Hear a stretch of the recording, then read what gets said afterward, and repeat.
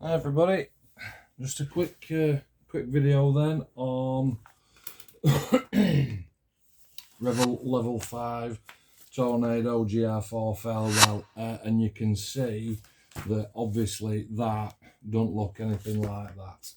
So what's gone off? Recently did that Desert Storm Pinky 1 in 48, that were a Revell as well, and when I ordered the decal sheets from Hannants, I didn't realise that you actually get 3 schemes on a sheet. So I got the Desert Storm one, GR4, call it whatever you want, and I got this one, which is the XVR anniversary, and I've also got another farewell scheme. So you know, when you get 3 schemes on one decal sheet and you've paid sort of like 6, 7, 8 quid, you might as well make use of them, haven't you?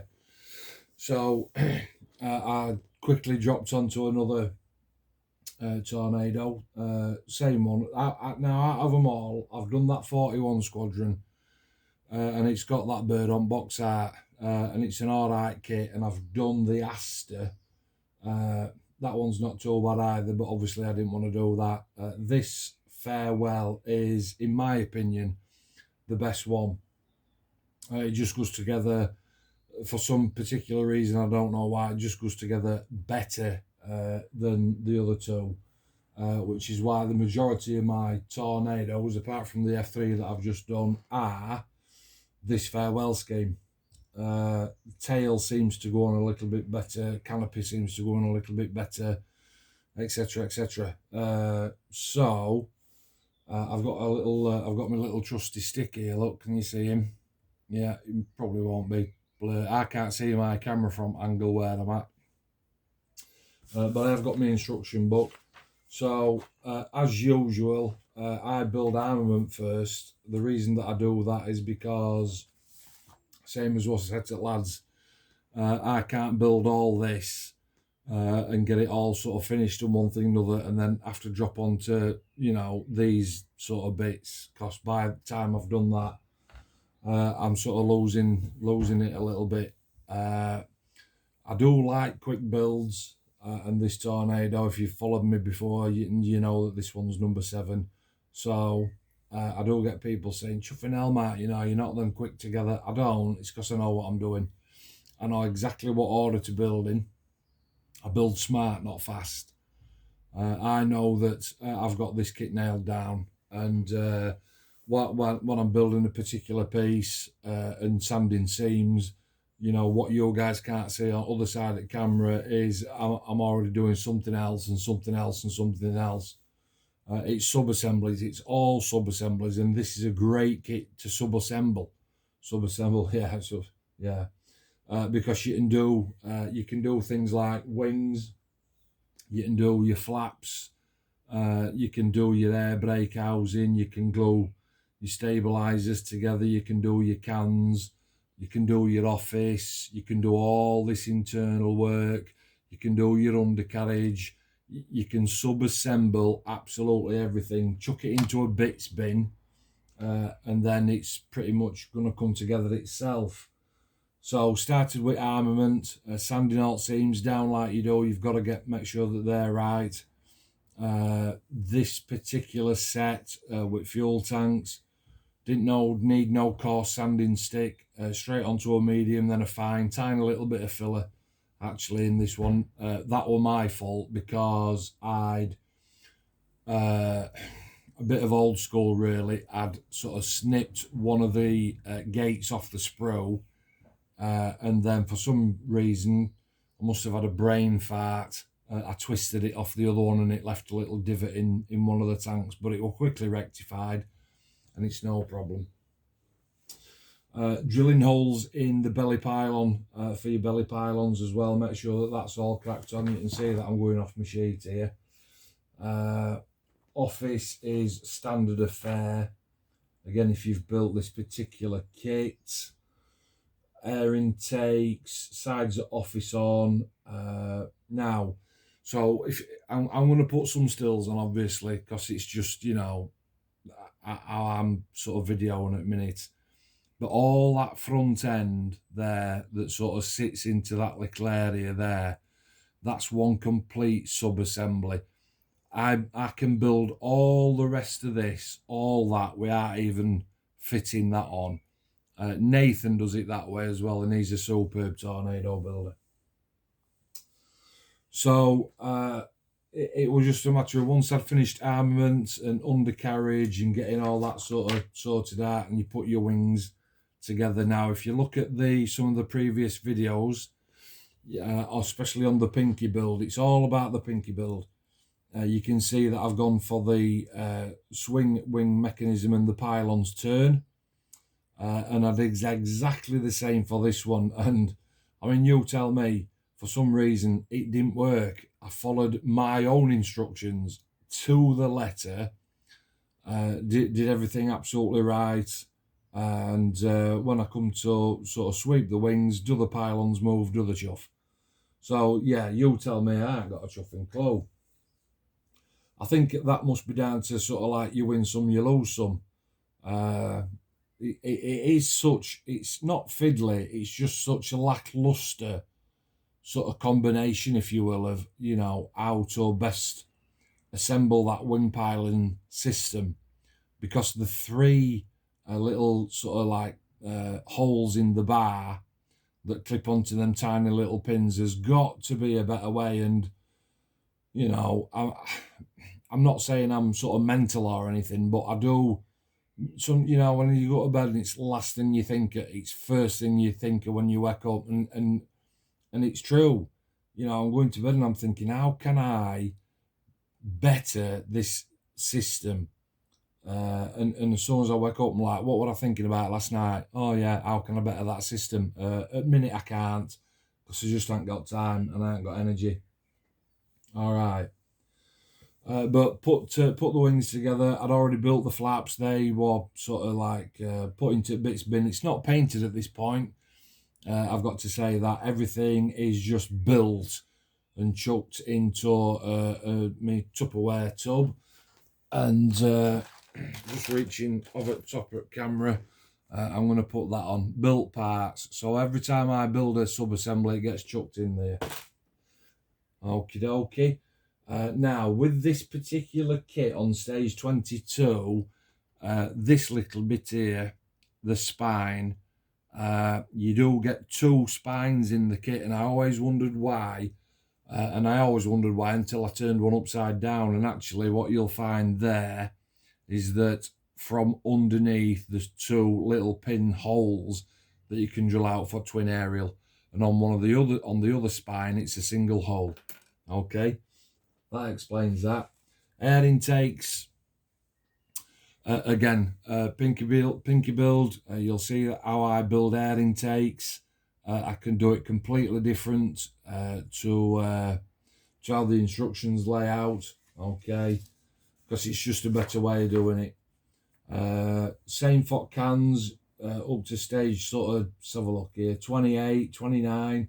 I laboured on about 29 in my previous videos because you just don't need to do it. In fact, you definitely don't need to do it. That's not like a well, you can if you want. No, don't do stage 29 on this kit. All right. Rudder and tail goes together quite easily. That's just two halves, but everything, you've got to watch for flash on this kit. I can't keep saying that enough because it's flashed up to knackers.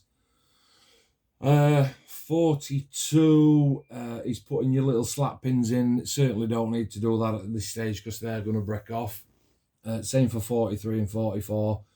The thing with this kit is you've got to know, you've got to be able to read between lines to build it. Because if you can do that, you will end up with a much slicker operation. Let me put it that way. Okay. If you follow build instructions on this, I get it, all right, that they've had to put a book together in best way fit. But not because model kits evolve, but because modelers evolve, and there's, you know, sort of 20 years since, I don't know, because I weren't building models then, but as a percentage of the population, you know, the numbers were pretty low, I'm sure. And in this day and age, we're on 2021 now, especially with things like forums on Facebook, Instagram, and, You know, everybody's on YouTube, and me included. We all find a better way of building, okay? And that goes to prove as well with stage 45 and 46 for your flaps. Again, all this mechanism here, it tells you how to do sort of stage 45, then 46, then 47, blah, blah, blah, blah. And you don't. That is not the best way how to build it. The best way how to build these flaps is to do stage 46 first, and then go back a stage and do 45. It's so much easier. Slats, you don't need to put them on. Rear slats, excuse me, at this stage. Isn't it funny, normally at this stage of one of my videos I've usually had a ping, but I haven't today. Air brake housings, again, now sort of like air brakes and rams and one thing and another. And again, stage 52, 53, 4 and 5, you don't need to do that. Watch previous videos, that'll tell you the best way how to do buckets. Pylons is just a standard affair. Don't forget to drill your holes for your missiles. I didn't put missiles on this particular kit. I didn't feel the need. And then pylons into those holes that you've put inside your wings. What we've got next, central fuselage pylon again. Just be careful how you're cutting them off, because they've got little pins where you've drilled those holes in the belly underneath, and those pins will slot in. Okay, so just make sure that you're okay with that. 65 undercarriage, front undercarriage and rear undercarriage. Simple affair. Again, previous video. Watch it, it'll show you all the angles and dangles on best fit. Tyres, front windscreen, windshield if you're American. And refueling probe, again, that can go on well early. Stage 79, it's showing you all the sort of nav instrument panels that the guy sits at the back. And again, stage 79, 80 and 81, they can be done well before then. Okay. I will say canopy. Now, obviously you can see that I've got my canopy up, and I will put a video on now of my fleet, my squadron of 7, if you will. And if you look, they're all got canopy up, because obviously we're detail office. Why wouldn't you? But just a note on the canopy. There's a locking mechanism strut that can go on, that ever so delicate, but I would say do it. Okay, make sure that they go on, because what you'll find is that just sort of there and one on the other side, there's 2 pins, and actually in the kit there's 2 holes, and those pins sit in those holes and locate the canopy at the right angle if you're going canopy up. So I would implore you to do that. Or, of course, you can go canopy down. Rest of it, you know, your antenna, your aerials, your little lights, one thing and another, pitted tube, and then on build sequence, then you're on to armament, but I've already done mine. Okay. As far as colour scheme is concerned, so for masking, obviously, painted the whole bird. I will put some photographs up of me sort of like, you know, I'm appreciating one thing or another. Mind you, I'm saying that I can't remember if I took any. And then all this particular area here, this red, that's just, now in instructions on call out, it calls for a cherry red. Cherry red. That, yeah, I spell cherry red like this. Red. Tamia red. Okay. And the blue, it calls for a sort of, I think it's a royal blue, and again I just went with a Tamiya blue. And what I did obviously is I did actually paint it. I primed it in the same way that I primed the rest of the bird, but then I masked it all off. I'll put some pictures on. Painted it white because I didn't want to try and do the red and the blue over a black or a grey. I wanted it to sort of like, you know, have its true colour. So I masked it all off, painted it white, then painted it red, masked it again to put the blue on. And again, you know, you go to bed and I'm thinking, how am I going to do that? Am I going to do blue first? Am I going to do red first? Which one's easiest? Which one's going to mask up best? Which one's going to produce the fewest bits of bleed? One thing or another and stuff like that. It's just what, it intrigues us, I think, as modelers on. It's a nice part of a kit, isn't it? When you're thinking, you're looking at a certain thing and you're thinking, how can I do that? how am I going to do that best? I wonder what anybody else has done. Is there any YouTube videos? Is there any stills? Is there any Pinterest? Is there any Instagram? Is there any Facebook? There's a million forums. Tornado one. Best one is the IPMS Tornado SIG. With Nige and Andy and these guys, you know, and they'll answer your questions all day long. But I made a decision to do it that way. Okay, and that were all right. Plastic pitted tube on this one. I know, I think I didn't, yes, I used the metal one on the pinky. But I just decided to stay plastic on this one. As far as I can turn around, as far as buckets are concerned, hopefully you can see those. Standard affair with buckets out, and again, look at my previous videos and you'll see how it all comes together. Air brake, I reduced the strut length. I just chopped a bit off because that's what you can do, isn't it? Chopped a bit off just to have them sort of like lowered down a little bit. Flaps and slats and fronts, they're all done. They were all okay. Aren't these lights, if you've built this kit, there's a light there right on the back, and there's these ones here that are only painted half green and half red. Aren't they chuffing fiddly? They are. And then again, just for belly, I'm just trying to make sure that I sort of get that in. Just a standard affair. When I come to take the photos, I didn't realise at the time, but one of my chuffing wheels, one of these wheels, and I glued it on, and I never glue wheels on. I always just pop them on. But for this one, I glued that on. And when I've looked back on the photos that I've taken, it's chuffing kinked. Everything's normal here. Make sure that you put, there's two little pins in there. Okay, I'm hoping that you can see that. Make sure that you put them onto that back housing there, because they locate onto your leg as well. Arrests are broken, decals and one thing or another. Everything else, you know, just sort of normal. And twin aerial. Now then, so on this particular kit, so then you guys that are following me, yeah, because I've got followers. Again, because this one, you'll see this is a XV, and then it's in brackets, it's the R, and it's the Lossiemouth Squadron. XV Squadron 100 anniversary, but you can see there I've got a V11, a 567, and that's because, again, I'll pop some more shots up. All my 7 tornadoes that I've done, they're all sort of labelled 1 to 7. I got this thing in my head where I was going to do 10, and that is actually still the case, so, you know, watch this space. And a little bit of aftermarket nose art there, Lazy Daisy May. It's just a sheet that I got when I ordered it from Green World Stuff, I think it is. It's about £8.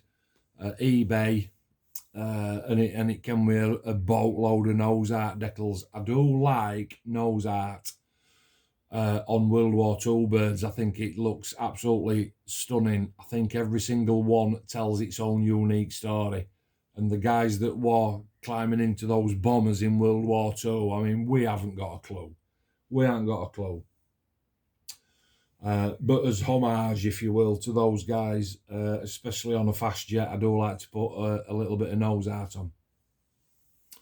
And the way to find them as well on eBay, I do get people asking me, and Mark, where's these decals on eBay, mate? I can't find them anywhere. Do you know what? The most common mistake that I have to rectify, wrong word, advise, is when you go onto eBay and you're looking for decals, don't type in decals, type in water slide decals, because it will bring up a whole different category of stuff, especially when you start adding different words on, like armour water slide decals, World War II water slide decals, graffiti water slide decals, sci-fi water slide decals. If you just type decals into eBay, you know, you hit and miss. So just make sure that, you know, you're looking in the right place. So cherry red went down okay, blue went down okay. We're all pre-shaded. Again, I'll show some pictures if I've got any. I can't even remember if I took any because I just whipped this off in about a week. But like I say, I know what I'm doing. and everything went okay. You know, you got easy little stuff that's fiddly. You've got to have good tweezers, your wing lights, and your side lights and your back lights. Your little antenna here, they can get lost very, very easily. If you can feed your carpet monster with them all day long. Little bit of tape underneath each part before you cut it off, and use a knife to cut those little bits off, and press down on the part and it'll stick to the tape, and then you've got it then, haven't you? It won't ping off. Okay, so no real dramas with the build. Like I say, it's number 7. I am planning on doing 10. I have got another anniversary scheme. I did put on the Tornado sig that I didn't know which one I wanted to do, whether it was a 617 or the anniversary, and because of my popularity, I were inundated with 2 votes, both which said 617. Unfortunately, but not unfortunately, I've given my 617 Squadron waterslide decals for Tornado to Krusty in London, Steve Crust. Mate, if you're watching this today, they're on the way. They'll be going down first thing on Monday morning, and you should get them on Tuesday. Apologies for sending you wrong ones last time, but no drama, mate, no drama. Okay, so what's next? It is definitely going to be another Tornado. I absolutely love this bird. I'm still not fed up with it. Every time I build one, I just sort of like focus on a different area and try and enhance it or do better than I did last time.